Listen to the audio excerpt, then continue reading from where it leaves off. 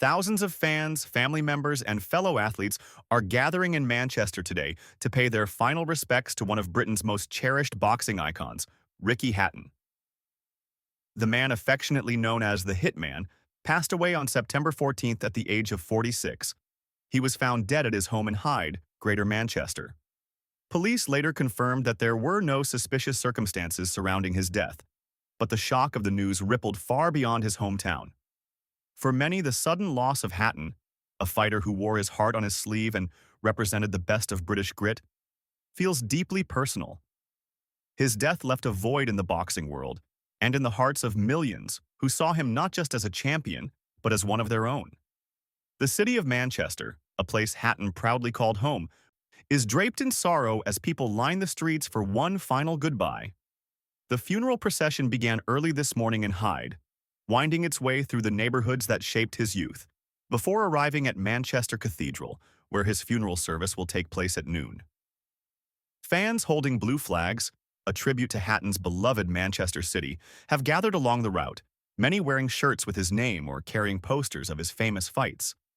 The atmosphere is heavy with emotion but also filled with pride, as supporters remember the man who brought joy and honor to the city through his fearless spirit inside the ring and his humility outside it. Ricky Hatton's boxing career was nothing short of extraordinary.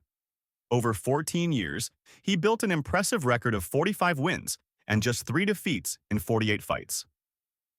Known for his relentless pressure, aggressive fighting style, and iron will, Hatton was a crowd favorite from his earliest days as a professional. His energy was contagious, his work ethic unmatched, and his charisma irresistible. The defining moment of his career came in 2005 when he faced the legendary Kostya Tszyu in front of a roaring home crowd in Manchester.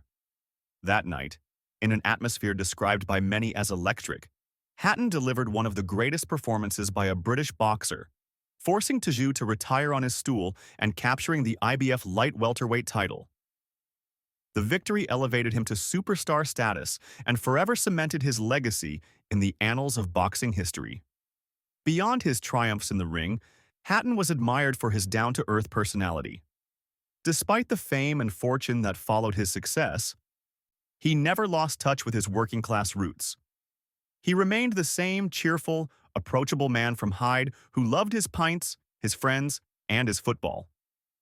His infectious humor, his quick wit, and his genuine love for people made him a favorite not only among fans but also among those who worked with him.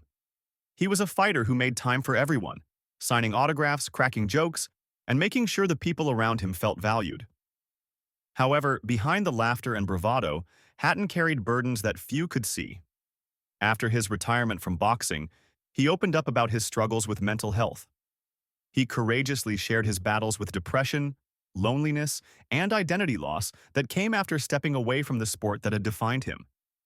His 2023 documentary, Hatton, offered a powerful, intimate glimpse into his life, the highs of championship glory and the lows of personal despair. It revealed a man who, despite the darkness he faced, never stopped fighting for himself and for others.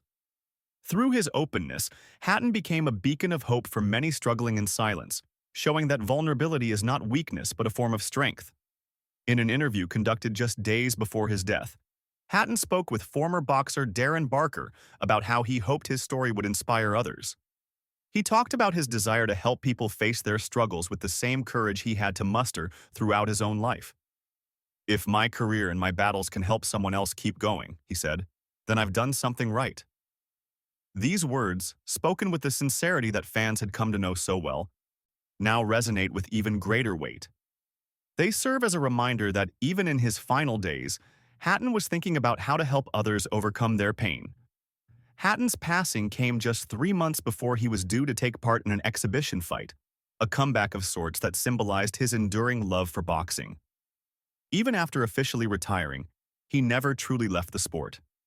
He turned his focus to training and mentoring young fighters, passing down the lessons he had learned from his own journey.